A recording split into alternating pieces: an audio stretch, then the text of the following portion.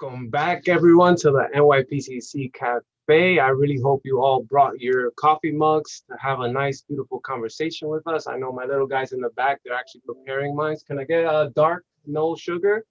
So there you have it, folks. Let's begin our show.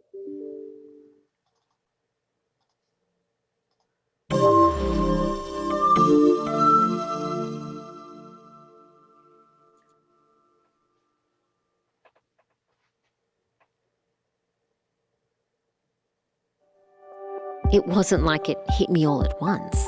I struggled with feelings of fear and worry over the years. When my doctor told me that the pain in my hands was caused by arthritis, those feelings continued to grow. I started to worry that I wouldn't be able to do the things I love, like gardening and playing the piano.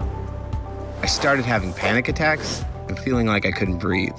I already had asthma, which can make breathing hard anyway. I was so stressed that I had trouble falling asleep at night. I found myself so tired during the day that I could barely focus on my work.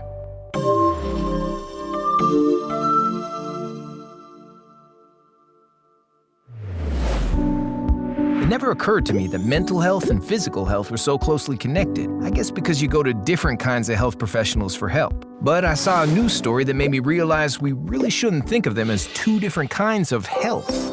We're joined today by Dr. Alan Welch, a medical doctor who says we should be thinking about our health much more broadly. Doctor, what kinds of things besides our physical health are important? Thank you for having me on today. And yes, that's correct. When we talk about someone who is healthy, we are talking about physical health, but also mental health, social well-being, and other resources a person needs to live a full life. That sounds like a lot more than just curing someone when they have a fever. You're right. Health isn't just the absence of disease. It also refers to a person's ability to bounce back from an illness or other challenges in life. There are many factors that contribute to our mental and physical health. Some factors include a person's genetics, their environment, their relationships, their education, and their employment. These all impact a person's ability to lead a healthy life. So what can our viewers do to improve the kind of health you're talking about? Certainly eating a healthy diet and getting regular exercise as directed by a physician are keys to good health. It is also important to have healthy coping skills when challenges come up in a job or a relationship. Having healthy social relationships can also contribute to a person's overall well-being, including their mental health. Hearing that, doctor, helped me understand that my stress was doing more than just impacting my physical health. It was also starting to hurt my relationships, affecting how I spent my free time, and seemed to make me feel overwhelmed. In fact, learning that mental health is the way our thoughts, feelings, and behaviors affect our lives helped me realize I needed to address my ongoing stress as a health issue, both physical and mental. I talked about this with my doctor, and he connected me with a therapist. I still meet with my therapist from time to time. In addition to the diet, exercise, and physical checkups from my doctor, my therapist has helped me learn to manage my stress, develop healthy relationships, and a more positive attitude. Each and every day is filled with unique ups and downs, but understanding the link between my physical and mental health has made a big difference in my ongoing recovery journey. Okay, welcome to the NYPCC Cafe. Today's a very exciting show. NYPCC has a wellness initiative for its staff, which has been very successful. And so I guess our session today before our summer break for the cafe, summer fitness and wellness event, is very appropriate. I could speak for myself and say that during the course of the pandemic, I would walk several miles a day to maintain my mental health with all the pressure of everything that was going on. NYPC's slogan is mental health is health, and it's very important to maintain both. Today, I'm excited that we have some of our very own staff. We have Jonathan Reyes, who's a certified trainer, who's going to be speaking. We have Dr. Terepka, who's been on our cafe before, and we have Bhavani, Jeroff from I Eat Green, which I guess is probably vegetables, some which I may eat, some which I probably don't eat, but I should eat. And thank you to Linda for her intro. And of course, thank you to Selena for being the moderator, and Anthony and Cruz and our whole gang. And thank you to some of our staff I see who have joined us today. We want to keep up the stress on wellness for ourselves and for our patients. Without further ado, I don't want to take up any more time. So back to Anthony or Selena, whoever's running the show. Thank you so much, boss, for those awesome words. Hey, everyone. My name is Selena, and I'll be your moderator for today. And we are going to get started with introducing our panelists. So first, we have Dr. Terepka, who is one of our returning panelists. She is a clinical psychologist at Columbia University Medical Center. Dr. Terepka is a New York State licensed psychologist trained in cognitive behavioral therapy, trauma-focused CBT, and acceptance and commitment therapy. She specializes in working with diverse populations, particularly with the LGBTQIA+ and religious populations, and received the NYS Psychological Association Diversity Award for both her clinical and research contributions to the field of therapy. Dr. Terepka has specialized training in providing therapy to young adults and has held appointments in several university counseling centers. Thank you, Dr. Terepka. Here we have Ms. Bhavani Jeroff, who is the CEO of IE Green. Bhavani Jeroff is a natural food chef, educator, farm-to-school coordinator, and a radio host. She is the owner of IE Green LLC, a multifaceted organization providing chef services, cooking classes, and educational demos for families, schools, businesses, and libraries. She has over 30 years of experience cooking natural foods in restaurants, cafeterias, and for private events. She is the host of IE Green with Bhavani, a weekly radio show on the Progressive Radio Network, and is a co-chair of Slow Food North Shore. She is currently the Farm to School Coordinator for Glen Cove City School District, bringing more fresh produce from local farms to students. And lastly, we have our very own Jonathan Reyes, RE specialist here at NYPCC. Jonathan Reyes obtained his personal training certification in 2009. He started his career at the New York Sports Club, where he worked for 6 years. In 2014, Mr. Reyes transitioned to LA Fitness, where he became a master trainer. Since 2017, Mr. Reyes began his career as a private personal trainer, where he was able to help his clients develop motivation and self-determination to achieve their goals in physical fitness. Mr. Reyes currently works as an outreach specialist for New York Psychotherapy and Counseling Center. And that is all for our panelists. And now, without further ado, Dr. Terepka.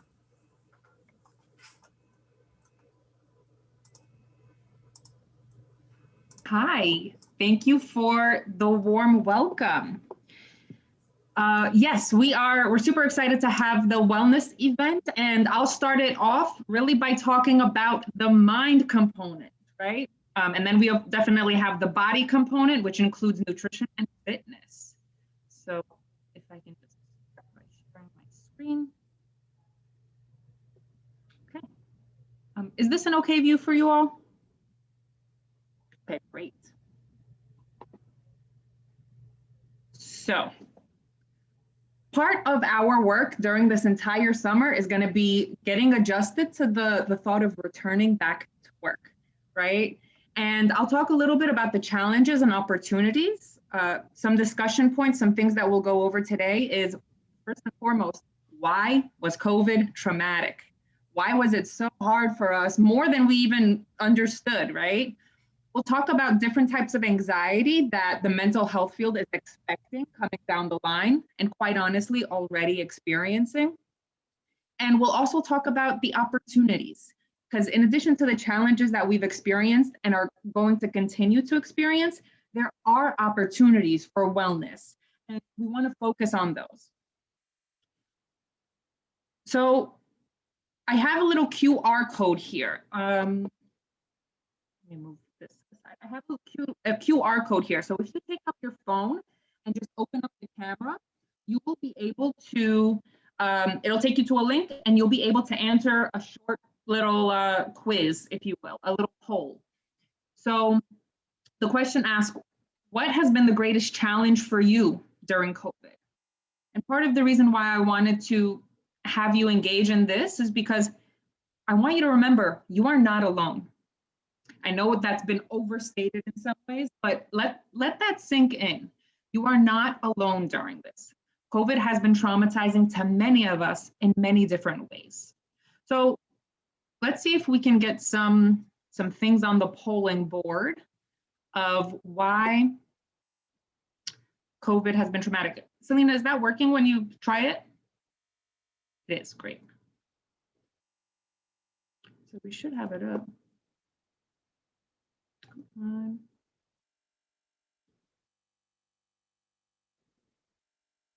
With all this work from home, my computer has taken such a beating that it doesn't even want to work anymore.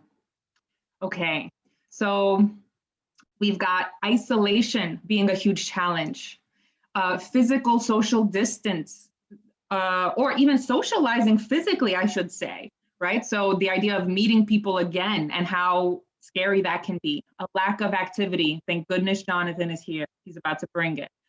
And we've got fear, just really straight up fear, right? The scary number of deaths, feelings of being overwhelmed, likely by anxiety and fear, which has been mentioned. We've got people who've gained weight, likely, and I mean, it's difficult, right? Because we've got nutrition that we have to take care of ourselves and also not being able to move. If you think about how many more steps you have during the day because of your commute and how much of that you are missing, that adds up, right? All of a sudden, we're going to love our commutes. Yeah, anxiety of public transportation. There's still that fear of who's taking care of themselves, who's not, who's vaccinated, who's not. Am I safe? We've got, this is a huge one, contradicting reports, especially in the media. We do not know who to believe, what to do with all this information, right?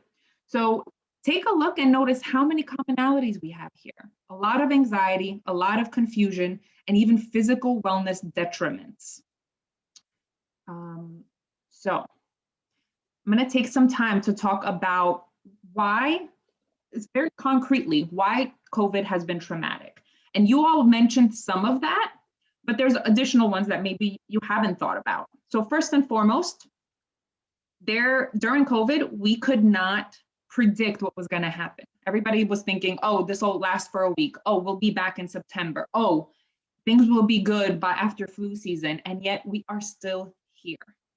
So there's a lack of predictability, which means a lack of routine. That's first and foremost. The second is the concept of immobility. We were literally told to sit tight in our homes. We could not move. We could not go in places that we normally would frequent, to places that helped us cope, like church, like work, like school. And that ties directly to trauma responses. If you've ever heard of the concept of fight, flight, or freeze, those are very common trauma responses. And because of COVID, we literally had to freeze. When our body wants to flee, right? Everybody's like trying to go on vacation and we can't. Everybody wants, or fight against it. So immobility, a huge one that was mentioned in our poll, loss of connection. Because of social distancing, we couldn't see the people who keep us strong, the people who keep us going. This is definitely hard when you have collectivistic cultures like many of us come from, where I can't go see abuelita, I can't go see, grandparents or extended family, or even our own parents. The fourth piece is the idea of just zoning out. Because of so much confusion and trauma, people were like, that's it, I don't want to hear about this anymore. Almost dissociating, spacing out, which is a response to the helplessness that many of us felt. Of course, there's a loss of safety, literal safety. We have to think about our bodies in this case, right? It's not even just the mental concept of safety, but our bodies. If we were infected with COVID, we could potentially lose our lives. Somebody on the poll mentioned the number of deaths. That is overwhelming. Even within our home, how many of you were like buying up the Lysol and trying to keep everything clean, right? I know many people in the health professions literally taking off clothes before they even entered their house. That is not loss of safety and keeping ourselves calm, I don't know what is, right? And the last one is the idea of a sense of purposefulness. Because we weren't allowed to hang out with our friends or engage in, again, spirituality, or go to the yoga studio, go to the gym, and you used to think of yourself as a person who really liked to do that. Now we've lost that.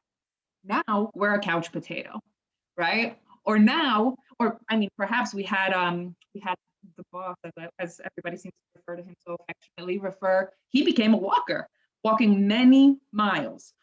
But we lost our sense of who we are. That's not even to mention the fact that COVID overlapped Black Lives Matter movement, where our identities as minorities, as communities of color, were also shaken, right? Now, all of you have already experienced that. I'm just putting some language to that. The thought about how do we move forward, even when those things are happening. So I'm going to talk a little bit about healing through the COVID trauma. So where there's a lack of predictability, create predictability. This is where your routines come in. This is where you organize your schedule. This is where you plan out rest and relaxation as well as work. Engage in the activities that you can do. The antidote or the cure for immobility is to move. That's why I can't wait for Jonathan's presentation, because move your body, whatever way we can do that, whether it means cooking in the kitchen, putting on some music, whether it means dancing, even if it means deep breath and meditation relaxation. Move our bodies. The next is create a connection. Plan specific family time, socialize when you can. A great example of this, of a healing aspect of COVID, was, if you remember, in New York City specifically, in the city, there was that 7 p.m. applause. People were socially distancing, but that applause, that event in and of itself, allowed for connection, right? It kind of lifted our spirits. The antidote or the healing cure for zoning out is mindfulness. Deepen your awareness in what you are doing. Be present in the moment so that you're not zoning out. That one's difficult to do, but with practice, we can get there. Of course, there's safety behaviors. If we are worried about our safety, engage in the behaviors that keep us safe. For instance, even though the mask mandate is removed, how many of us are going to keep our masks on that subway? I'm shocked we didn't think about this beforehand, right? So whatever it is that makes you feel safe, if it's washing your hands as soon as you get through the door, if it's continuing to wear your mask, the Purell dispensers, they're going to stay up. Whatever the behaviors are that keep you safe, let's do them. And then the last one is create a sense of purpose. Identify the things that have been important to you while you've been working from home or working at work, and figure out a way to keep them going in your life. That will give you a sense of purpose. Okay, so some specific areas of anxiety that we definitely are going to see as we return to this new normal or return to work are readjustment anxiety, social anxiety, and illness anxiety. I have another little poll here for you, for those of you who do want to engage, same thing. And the question just asks, which of these is your greatest concern? Let's see if we got any on the answers.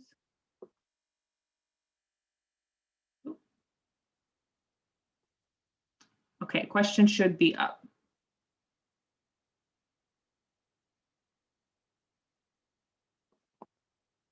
So as you guys are filling them out, I'll just go over readjustment anxiety is this idea of, again, I have to change again. I have to adjust to this again. I just got used to working from home. I just figured out my spot in the kitchen, wherever it was, and now I gotta readjust again.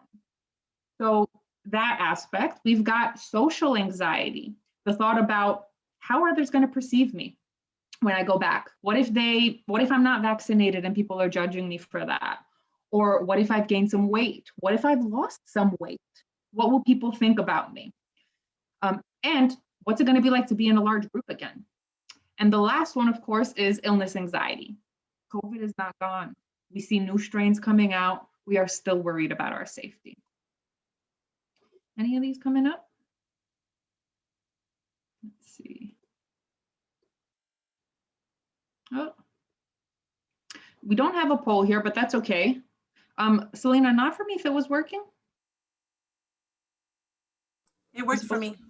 Oh, that's bizarre. I'm not sure why I can't see the answers. Oh, here it is, show results. Here we are, guys. Social anxiety, 50% of you said is going to be a big hit, right? The social anxiety. How do I go back to meeting and greeting with people? We also have readjustment anxiety. How do I get used to the commute again? Get used to that, 9 to 5, those long trains on the subways, all of that. So that anxiety is definitely there. And of course, the illness anxiety.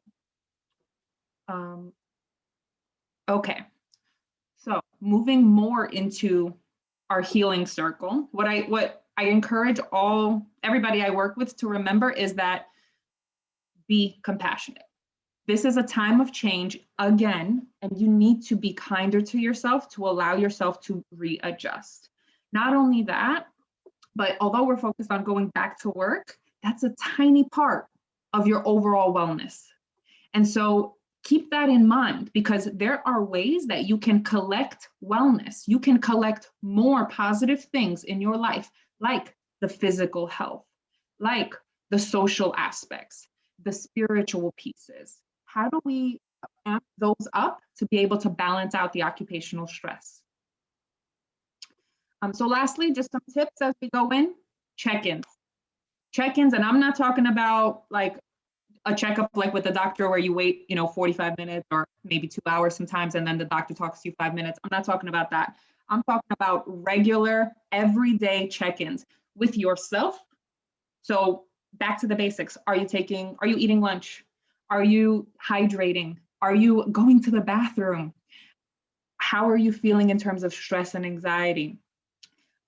Figure out, when do I need to focus and when can I step away from work? I also want you to do check-ins with others. Check in on your coworkers, your family members, your kids. Communicate with your bosses, your needs. And lastly, check the environment. Are you staying safe? Are there any environmental factors that maybe can change in order to make you feel better? So I mentioned this a little bit before, collect moments of wellness. And that means accepting that the stress of readjustment is normal. So accept the fact that we are going back and it will stress you out. But at the same time, you can develop a new normal that works for you. So that's our opportunity to create a new normal and figure out what are the best components of life that I can build up to help adjust to this new normal, right? Adjust to us going back. I have a final poll here for you, but I want to make sure there's enough time for the presenters, so don't worry about that one. Thank you so much, Dr. Terepka. What an awesome presentation and very engaging. I think it was like a little fun, to answer some questions and just see where everyone is. So thank you so much for your presentation.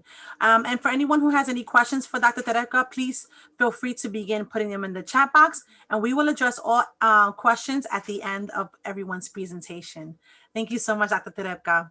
Up next, we have Ms. Bhavani with her presentation as well. You take it away, Bhavani. Thank you. And thank you to NYPCC for inviting me to participate today. I did not put together a PowerPoint because I've been so busy. I really haven't had a chance, but I really wanted to just come today and share with you some of my knowledge and share my passion with all of you. I am passionate about food, that's clear. And I'm passionate about healthy food, and I'm passionate about what food does for everyone. It's the commonality that we all share. We all share food. We all have to eat, and it brings us together. And food has so many things wrapped up in it. It has our health. It has our culture. It has the environment. It has the economy. It has so many things that I'm passionate about. And so when you bring people around the table, you share in a commonality that is universal. And so we all need to eat, but what we eat is really, is up for grabs, literally. And unfortunately, our government subsidizes the foods that are least healthy, and the foods that are most healthy tend to be more expensive and are not subsidized by our government. So we need to really empower ourselves so that we really know what we want to eat. And basically, fresh fruits and vegetables are your key to health. If you eat meat, if you eat dairy, if you eat fish, all of those you can eat in small portions. And when you do eat them, you want to make sure that you're sourcing them from a good source. Feedlot meat is really horrible for our environment, but it's also not healthy for us. When we eat meat that is raised in a feedlot, which is the industrial agricultural system of raising cattle, those animals are fed grain, which is not their traditional diet. Their traditional diet is grass. And when they eat grass, they are much healthier, and therefore the meat that you're eating is much healthier. When they're eating grain, they have a lot of digestive issues. It actually contributes to greenhouse gas emissions a lot more because of they're constantly farting and burping, and that adds a lot of methane into the environment. So choosing to support farmers that are raising meat in a sustainable way is really not only better for your health, but it's also supporting a farmer that is helping to produce food that is viable and healthy. Same goes for fish. Traditional farming where, these big fish boats that go out, they just scoop up all the fish and all the sea life on the bottom of the ocean, and they take what they want and throw the rest back out. And so it's wasteful, it's destructive to the ocean, as opposed to line catching fish in the old traditional way, where the fish are, either flash frozen right away, they're not sitting out there for weeks in the water, and they're not being farm raised. When I first became a vegetarian over 40 years ago, after, I was a vegetarian for 5 years. And then when I got pregnant, I decided to eat fish because I wanted to make sure I was getting enough protein. And back then, there wasn't such a thing as farm-raised fish. Farm-raised fish are fish that are kept in pens, and they're fed fish food.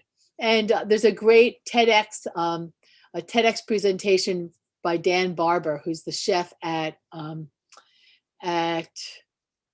what's the name of the restaurant? It'll come to me in a minute, but he's a wonderful chef, Dan Barber, and he was talking about his relationship with this fish. And fish are eating what's naturally available to them in the ocean, but farm-raised fish are being fed fish pellets, and they make the fish pellets from chicken waste, chicken feed, and chicken scraps. So when they process chicken and all the slime and the stuff that they can't sell to us, they turn that into fish pellets. Well, fish are not supposed to be eating chicken. Fish are supposed to be eating plankton and other fish and seaweed. And so the makeup and the nutritional value of the fish is very different when fish are being farm raised. Not to mention that they put antibiotics into the feed because they're kept in such crowded areas that they give them antibiotics to keep them from getting diseases. And then they also put artificial color in them because naturally, like salmon naturally is pink from the food they eat, but when they're eating fish pellets that are made from chicken and grain, they don't get pink. So they put food coloring in them. So, the ingredients in our food is really so important. So I invite you all, when you're shopping, to look at the ingredients. And if there's a long list of ingredients that you can't pronounce, don't even waste your time as to researching what each of them are. If you can't pronounce it, if you don't put that in your own baking or your own recipes, then don't buy it. Gargum, all these pesticides, herbicides, artificial coloring, you don't need it and you don't want it. You really want to eat clean. And so you want to be able to pronounce the ingredients in the foods that you choose. Same with, when we talk about dairy, animals or cows that are grass-fed, they have a much higher omega-3 in the milk than grain-fed milk or grain-fed cows. And the omega-6s that are in the dairy from the agricultural industrial system is just not as healthy. And so you really, really, really want to look at that.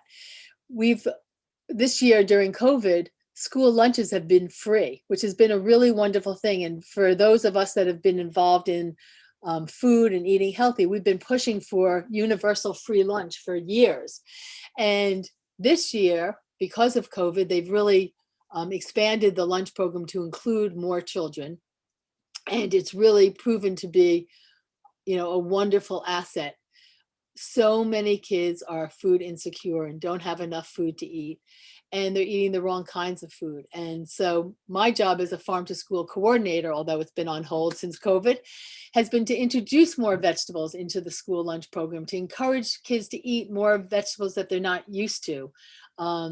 Whether it's cauliflower and broccoli are kind of universal, carrots are, but bring in some bok choy, bring in some napa cabbage, bring in snow peas, asparagus, and all these vegetables that kids weren't that used to. Even fruits. I just brought in watermelon and cut it up. You would have thought I was giving these kids, something really bad. They were so excited to have fresh watermelon. So just making those healthier foods available is essential. And also food is really connected to the environment. The industrial agricultural system, it creates more greenhouse gas emissions than all the cars on the planet. Not just the transportation, but the oil it takes to create the fertilizers that they use, the spraying of the pesticides. There's so many downsides to the industrial agricultural model, not to mention the waste of the animals that just end up in these big pools. And also it impacts lower income people predominantly, much more so than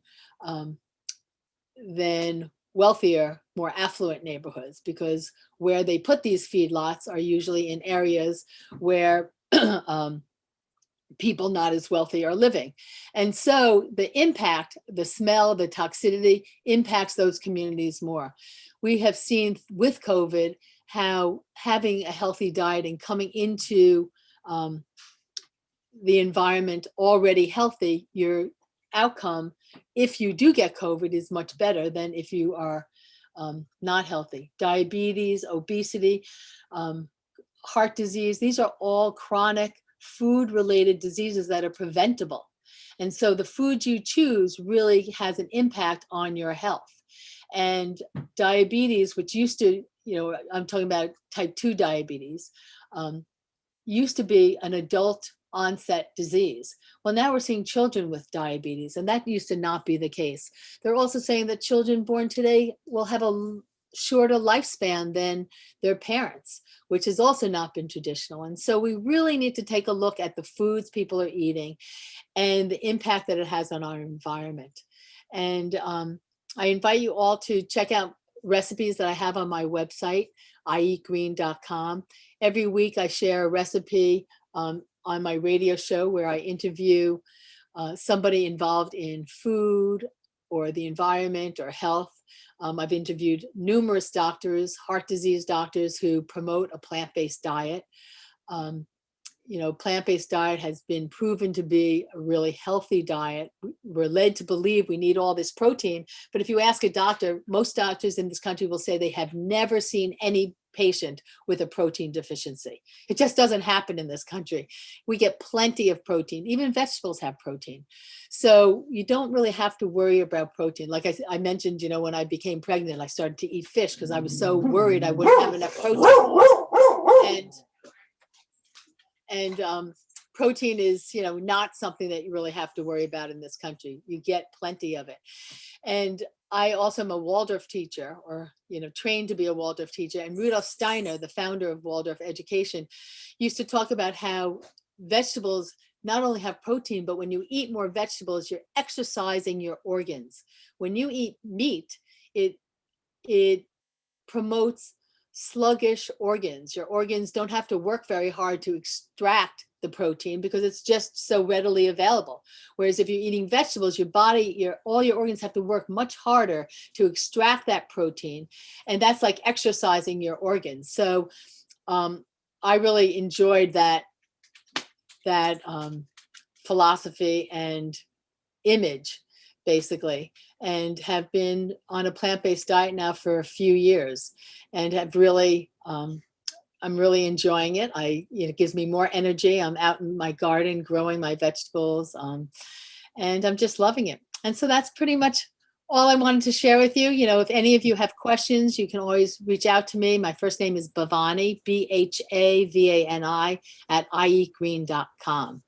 And I'd be happy to answer any questions, and check out my recipes. I have over 10 years worth of recipes that I do a new recipe every week. So there's lots of recipes there, and you can search and, and find, recipes that maybe would not be your traditional way. But one of the things that I love to do is to take a traditional recipe like, coconut encrusted shrimp, and make it with tofu. And I do coconut encrusted tofu with a mango salsa that's unbelievable, or with a curry, or, there's just so many things to do. And I love bringing really delicious food to the table and making it healthy and sharing it with my family and community. Thank you so much, Ms. Bhavani. What a great informational, educational presentation. We put your link in the chat box. And again, Wonderful. If anyone has any questions for Ms. Bhavani, please begin to type them, and we will answer all questions accordingly at the end. Thank you so much, Ms. Bhavani. Thank you. Wow. And just to clarify, Bhavani's my first name. Yes. And Jeroff's my last name. So you don't need to say Miss Bhavani. It can just be Bhavani. Okay. No problem. It's just out of respect. Thank you. Thanks. I appreciate it. Thank you, Ms. Jeroff, for joining us. And sure. Next, we have our very own Jonathan Reyes, who is going to be presenting on fitness. Jonathan, take it away. Thank you, Selena. All right, let me share my screen. Here we go. So today I'll be discussing jumping into fitness. And I want to start first by defining fitness, because fitness means something different to everyone. So by fitness, I mean the condition of being physically fit and healthy. I know a lot of people, for example, guys, for them to be fit means a big chest and arms. For a female, could be a six-pack with some glutes and legs. So when I say fitness, what I'm going to be discussing today would be the condition of being physically fit and healthy. It has to do more with performance. Are you able to walk? Are you able to run? Are you able to swim? Are you able to go upstairs without any discomfort? And it involves attributes that include your mental state, your cardiovascular endurance, muscle strength and muscle endurance, your body composition, and flexibility. So I want everyone to take a good look at this picture. And I want everyone to notice that there is 6 females in this picture. One is 5'2", her size is 14. One is 5'8", one is 5'11", the other one's 5'5". But one thing that they all have in common is that they weigh 150 pounds. Every female in this picture weighs 150 pounds. And I'm addressing this because there's a stigma around what people think fitness is. They all have the same body weight. They weigh 150 pounds, but they have different body compositions. One has more body fat than the other, one has less. So I want you guys to keep this in the back of your mind as I am discussing how to create a workout routine and how I'm addressing body composition specifically. So forms of cardio. Now, this is very important because when someone wants to lose weight, they usually relate it to cardio. By the way, cardio is just an abbreviation. When you hear cardio, it's short for cardiovascular training, which in other words is workouts for your heart and respiratory system. We just say it's short, we say cardio. These are forms of cardio. And I just want a disclaimer. Cardio does not correlate to weight loss. Someone could do cardio exercises for the rest of their life and not lose weight. And this has to do because of the calorie intake. So it's so important for you to know also the other aspect of it, which is nutrition, which Bhavani spoke of. It's very important that you put both of them together. I don't want you to think cardio, automatically I'm losing weight. That's not true. But cardio does help in burning calories. And because you will be in a calorie deficit, this will contribute to the weight loss in the long run. So we have walking as a form of cardio, running, jogging, or jogging in place. The ones that have stars are the workouts that you could do stationary. You could do from the comfort of your home. Swimming, we have cycling, dancing. Again, you could dance in your living room, basketball, soccer, rowing, circuit training, which is multiple different exercises at a time. Jumping rope, which I will discuss about jumping rope later on, because I personally believe is one of the best cardio exercises you could do for fitness in general. Not just weight loss, but just fitness in general. We have HIIT, which is high intensity interval training. That's a form of cardio. Jumping jacks or squat jacks, rollerblades, or kickboxing. This is not an exhaustive list. There are multiple. As long as you move your body and you do that for an extended amount of time and your heart rate goes up, that's considered cardio.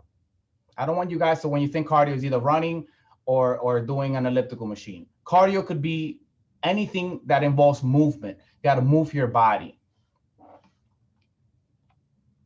So forms of resistance training, and this is usually in the fitness industry, the two categories that a workout will fall under. You're either doing cardio or you're doing resistance training, or what people would say strength training.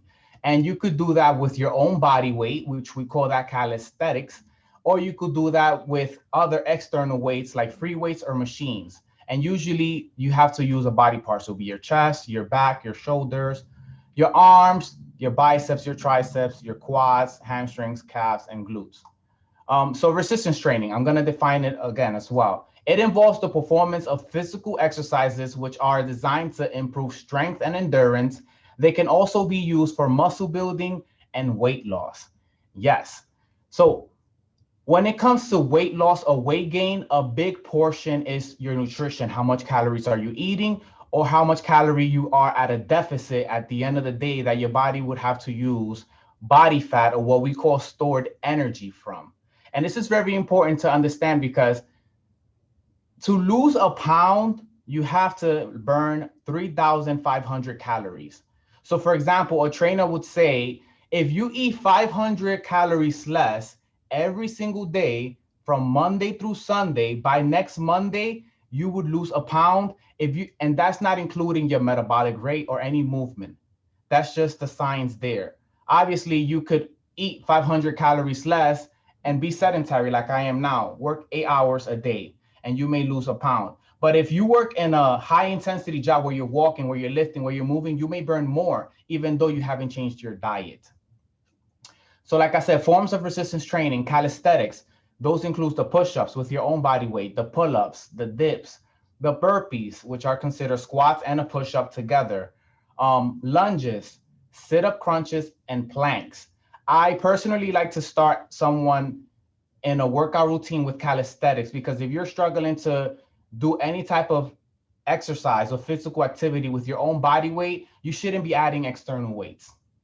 If you could dominate your body weight pretty well, then we can move on to the weights and to the machines for the specific target area. So I want to show this diagram so that you could understand that there's no such thing as a man workout and a woman workout.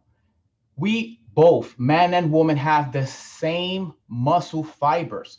A man has a chest, a woman has a chest. A man has a back, a woman has a back. Quads, triceps, biceps, we all have the same muscle. The difference is the size. Men would have bigger muscle, but not a different or more muscle. In the body, we have over 600 muscles, but we only focus on the main ones, which would be the chest, the back, the legs, the glutes. And a man may preference, if he goes to the gym to train, his chest and his arms. And a woman may preference her midsection, her abs, her glutes, or her legs. You may preference a muscle when you're training and creating your workout routine, but I want you guys to understand that there is no such thing as a man workout and a woman workout. We train the muscle the same. What would vary is the intensity, how long you do it, how many sets. If you're not working for volume, you wouldn't go that heavy. If you just want to, tone the muscle or condition it. but we still train the muscle the same. So how to start a workout routine? Well, first, you have to speak to your doctor to make sure you have no underlying health issues that may impede you from physical activities. Trainers, personal trainers like myself, we're not doctors. And sometimes, let's say you do a workout routine and then the next day you have back pain or your knee hurts or something is not right. And then it was that come to find out that you had surgery 10 years ago and you should not have done that type of physical activity. So it's always good to first speak to your doctor, because your doctor would know if you had a knee surgery or back surgery, for example, or any type of surgery, whether that physical activity would either help you or hinder you. And maybe your doctor could say, okay, if you want to reach your goal, you could find an alternative way or just use a different exercise that will target the same muscle. So it's very important to speak to your doctor before you start any physical activity. And also find something you like to do that involves movement. Like I said, cardio is not just running, jumping ropes, or swimming. Dancing is, I would say, a great way as well as a form of cardio if you enjoy it. The likelihood of you doing it again will increase when you are having fun. And I've seen this happen a bunch of times where I would have a client and I would recommend, for example, do 30 minutes of cardio 3 times a week. So we would do our workout session and then they would do 30 minutes of cardio right after. And then let's say 4 weeks pass by, but the scale's not going down. Her nutrition is on point, her exercise is on point. But when I see that when she's doing her cardio, she's not into it. She's just like walking there because she has to. She has her AirPods on. She's not involved in it. So I would say, okay, you like dance? I would recommend a Zumba class. She goes to the studio and does Zumba, and there's just something about that cardio is a different type of exercise that she just puts her heart and soul into it. And because she likes it and she's having fun, she would give more intensity out of it. She would dance, she would sweat, she would move, she would take an extra class, and the next thing you know, the weight just starts coming off. What changed? She still did cardio, she still followed everything, but she enjoyed this. So she kept doing it. She was having fun. So I recommend also if you like kickboxing or boxing or swimming, find something you like to do that involve movement, and the likelihood of you seeing results when it comes to your fitness goals will increase because you're having fun. So the benefits of jumping rope. I personally love jumping rope because it's considered a full body workout. It helps with weight loss and body composition. It improves your coordination because you cannot just jump rope and be effective if you're thinking about something else, which your mind has to be connected to your body, which I'm going to discuss in the next slide. But you have to be present to be able to jump at the precise time so that the rope does not hit your legs. You have to find a rhythm. You have to keep your tempo. There's a lot going on. It's very hard to concentrate on something else when you're jumping rope. And this is why I love it, because it becomes more of like a therapeutic kind of cardio. You're fully invested in it. It decreases foot and ankle injuries. It burns a lot of calories, from 600 to 1,000 calories in an hour span. Now, how much calories you burn depends on the person and the intensity. If you're going slower, you require less energy. If you're going really fast and you're giving it your all and you stop, and what we call HIIT, high intensity interval training, if you do the jump rope in those sections like that, you will burn a lot of calories because your body requires energy. And if you haven't ate in a while, it's going to use your body fat or stored energy to continue to fuel you to do that exercise. It's portable and fun. So you can have your jump rope in your book bag or in your purse. It improves cardiovascular health. So it's a great exercise for your heart. It improves your breathing efficiency because you have to really focus on breathing. And it boosts your mental health, which I'm going to discuss really soon. So the mind-muscle connection and how that boosts your mental health. So when you jump rope, you connect your body with your mind, and it creates this constant neuromuscular adjustments to maintain your balance while jumping on your feet. Like I said, and you see this a lot also when you go to the gyms. Some people are there, but they're not there. Like their body is physically there, but their mind is thinking about what just happened, what's going to happen. They're entertaining something else mentally, even though they're physically in the gym. It's optimal for you to have this mind-muscle connection. And when a jump rope, it kind of forces you to do that. It enhances the brain to this muscle connection. It allows your brain to become subconsciously aware of where your feet are and what they are doing. So you have to constantly be thinking about where your feet is, when you hit the floor, when to jump up, how high to jump up. All this is going on in splits of seconds. And you have to continue to do this every single stride, every single stride. By practicing this over and over again, you are essentially making yourself lighter on your feet and improving your balance, coordination, and quickness. Also, while jumping rope, you're combining your timing and rhythm and constantly making quick calculations to recognize the rope's distance, speed, direction, and position relative to your body. So it's not as simple, again, as just you see a rope going up and down, up and down. All this is happening, all in an effort to maintain continuous rotation.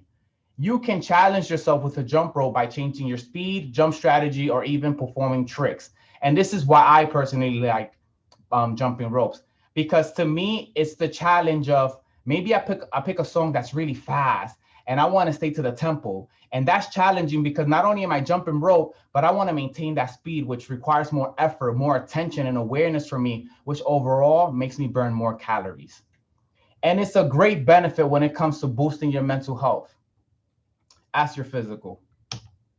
So nutrition, I know Bhavani spoke a lot about nutrition, but I just want to say that as when it relates to exercise, we look at food not on whether it tastes good or not. We look at it as fuel. We look at it as energy. It's an energy source. So when we think of food and calorie, how much calorie does this have? We think about how much energy can we obtain from this fruit, from this bread, from this rice. It's all about calorie in versus calories out. And that's based on nutrition. It's very hard to build muscle on a calorie deficit. Possible, yes, but very hard. And it's also, and I will say this, impossible to lose weight at a calorie surplus. It is impossible, scientifically speaking, for you to eat more than what you need and lose weight. I want you guys to think of body fat as a savings account. If you get paid $1,500 and your rent is $1,000, well, you have $500 left. Usually you would put in a savings account or spend it on something else. Your body does the same exact thing. If you need 2,000 calories to maintain your body weight at 150 pounds, but you eat 2,500 calories in that day, your body will burn the 2,000 to maintain your physical activities throughout the day and your metabolism. But that extra 500 calories is going to store it as body fat. And if you do that every single day, well, guess what? Next day, you got an extra 500 and an extra 500. And in 7 days, you have 3,500 calories extra, more than what you needed. And your body will store that as fat. I like to use that analogy because it gets the point across. Drink water, a lot of water. And I'm actually going to speak about challenging because a lot of people lose weight just by making water their number one option when it comes to a drink. A lot of people drink their calories and are unaware of how much calories they are drinking, whether it's orange juice, whether it's a soda, whether it's a Mountain Dew, even a coffee. If you get your coffee, and coffee is great, but if you get it with cream, 3 pumps caramel, macchiato, and all these other things, it's adding more calories than what you would want if your goal is to lose weight. It's better to eat those calories in the form of whole foods and try to limit processed and fast foods. Again, a lot of fast food restaurants, or just fast food in general, it could be this limited processed food, could be like Doritos, the Oreos, the donuts, the Big Macs. They contain so much calorie in such a small amount that you have to eat more just to feel full. And next thing you know, you're left with a lot of calories, what we call empty calories, because it has no nutrition, that will convert to body fat, but will still leave you hungry and you didn't get the optimal nutrition out of that food. So if you have an option, try to stick to whole foods. And I want to challenge everyone here. Just try one of these if you can, your preference for a week. The no added sugar or alternative sugar diet. So whatever you get, whether it's your coffee, try to get no added sugar on anything.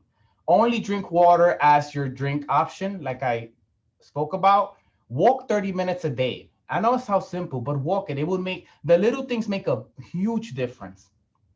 If you were to walk 30 minutes a day, whether it's in the morning before you go to work or at night before you go to sleep, that would make a huge impact in your, whether weight loss journey or just fitness overall. Try something new. I challenge you. Do a salsa class, do a Zumba class, a dance class, do a home workout, put on a YouTube videos of something you enjoy, Google it, 30 minutes of kickbox cardio or 30 minutes of yoga or something that just involves movement, a sport. You always loved baseball or basketball, but was never into it, get back to it. The whole point is get passionate about your health and try to link that with something you enjoy, and it would make that process of making that exercise a habit so much easier. And lastly, I want to close with this. In the fitness industry, Arnold Schwarzenegger is idolized, I would say, for his achievements when it comes to his physical appearance. He has won multiple competitions. I want to say he has, in a way, branded or given us the formula for bodybuilding. A lot of bodybuilders reference what he did in the 70s and in the 80s. And when they asked him, like, how were you able to successfully scope your body? And I'm using that word very freely. He was able to scope his body into like a perfect body in the terms of fitness. He said, where the mind goes, the body will follow. I'm gonna repeat that again because it's so powerful. Where the mind goes, the body will follow. He said that he would make sure that his mind does not give up and his body will follow it. So he wouldn't worry about how much pain he had. He wouldn't worry about was he tired from the last workout. He would just have this mindset that he would say, I am determined to do this exercise this day, this time for this amount of time. And he stuck with it. And just because he set his mind there, he said his body will follow it. He didn't allow his body to give up. And with that being said, I want to say thank you for this presentation, for allowing me to present. And back to you, Selena. Wow, Jonathan, we are just so inspired right now. That's all the chat boxes is saying is that everyone is inspired. They want to work out. So thank you so much for your inspirational presentation. And actually, we have no more questions because they were all answered in the chat box. So thank you, Ms. Jeroff, for answering the questions in the chat box. And also to Dr. Terepka, who had to leave, but she also answered a lot of the messages that were in the chat box. And Jonathan, there was no questions for you, but more enthusiasm as, for the thanks that, and all the tips that you provided for us today. So thank you so much. I think that we are all going to take everything that we've grabbed from here and use it, right, guys? If you felt it, let's write felt in the chat box. And then I'm going to turn it right back over to Jonathan for closing. Thank you, Selena. So there's one thing I do want to say, and it's that we know that people are Googling and searching for mental health services. And it will mean the world to us if you could please follow us on Instagram, on Facebook, on YouTube, and on Twitter via @NYPCC, and give us a like, give us a review, and stay connected with us through our website at nypcc.org. Again, I want to thank you all for joining us, and remember that a journey of 1,000 miles begins with a single step. Let's take it one step at a time.